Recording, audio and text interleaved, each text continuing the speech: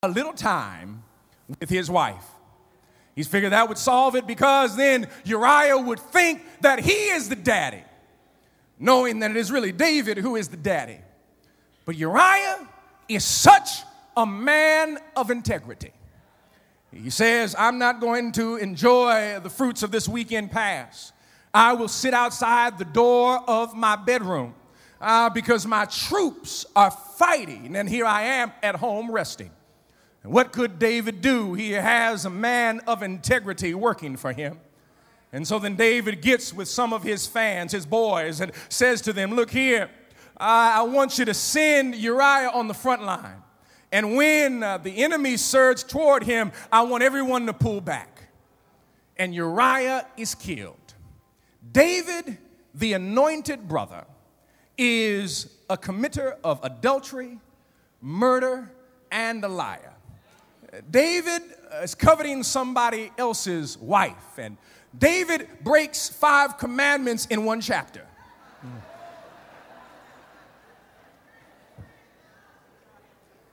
And so David, who is anointed, is moving into this period of agony, where his firstborn child is about to be born. But then something happens. A gentleman by the name of Nathan shows up. Nathan, who is a prophet and is not a fan of David. He's David's friend. And he tells David, he says, David, let me tell you a story. What would you do if a rich man who had 100 sheep went out and stole one little lamb from a poor man? What would you do to that man? And David said that he would receive my wrath. For a man to have no integrity like that, he would have to deal with the king. Where is he? And Nathan looks at David and says, thou art the man. And David realizes that he is the one who has committed this type of atrocity in his own palace. But it does not stop there, because David has several children. He has a daughter, beautiful daughter, by the name of Tamar, whose name literally means palm trees. And it is Tamar who is a wonderful daughter and child. But he has another son by the name of Amnon, who has some disturbing mental illness, who is attracted to his half-sister. And so he says that he must know her. And he rapes his sister with the help of his cousin. And as a result of this, when Absalom finds out, he is angry and wants to kill Amnon. But if you look in the scripture, you will find out that David gets angry, but he does nothing. What happens to your spirit when you're violated physically once, but then violated emotionally a second time by the person who is supposed to speak up for you, did not speak up for you? That daddy did not speak up for you when daddy was supposed to speak up for you. The daddy didn't say anything. It does something to your spirit. And Tamar lived as a desolate woman for the rest of her days in Absalom's house. And it's Absalom who then makes the decision that since my daddy won't do nothing, I'll take it on my own to do it. And Absalom kills Amnon, and then decides to create a coup against his own father, because his father wasn't there. His father loved the kingdom more than his kids. And what happens to a family when a man loves the kingdom more than his kids? What happens when everything on the outside is more important than that which goes on in your house? And I raise the question, David, how could you choose the kingdom over your kids? How could you do this? You've damaged your daughter. You've destroyed your son. You've committed adultery and your firstborn child died as a result of this. How? You are an anointed man. God saw something in you. But how could you act this way? How could you operate this way? And then I realized as I looked at the text that there are some insights in terms of what happened with David that we want to make sure that does not happen to us. And there are some insights because David had fans, but he didn't have friends. Fans will justify anything you do.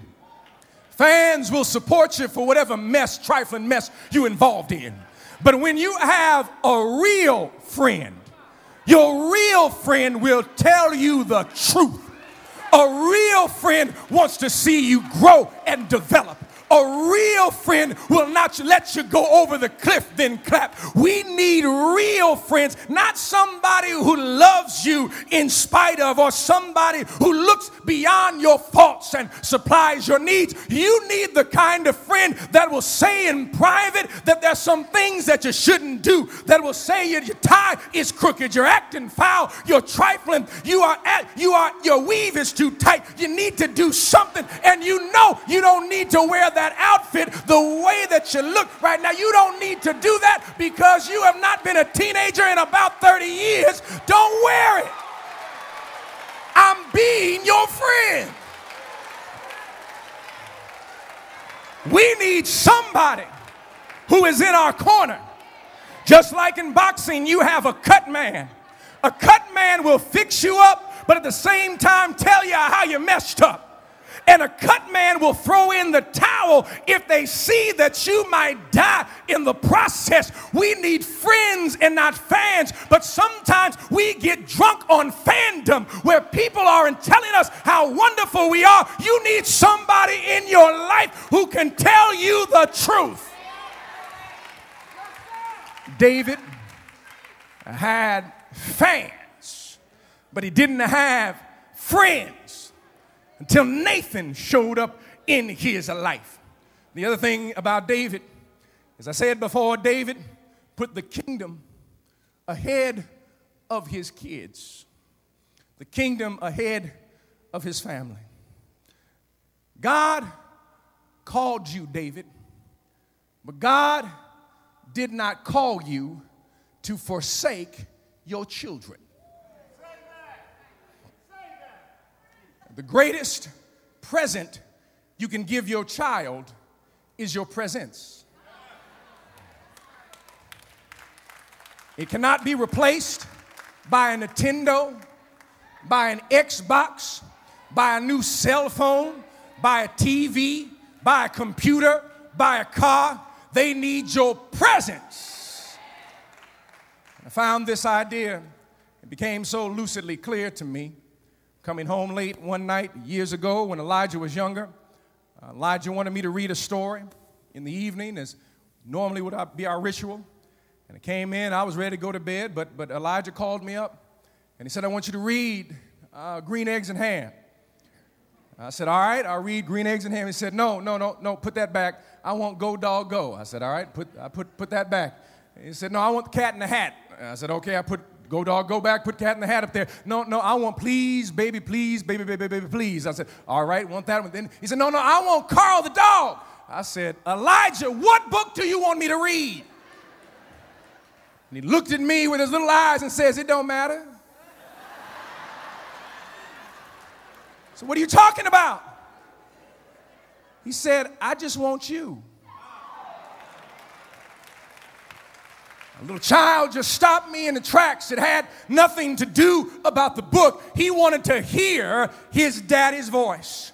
He said his daddy's voice would chase away the demons in the dreams, that his daddy's voice would allow him to fall asleep, that his daddy sitting on the edge of his bed as he fell asleep, he would feel protected. And a lot of times our children just want to hear the voice of their daddy. They just want to hear the voice of someone to know that they care. And I'm here to let you know that God has not called us to forsake our children, brothers. God did not call you to produce a child and not raise a child. God did not call you to travel around the world, do all kinds of work and not support support your children. God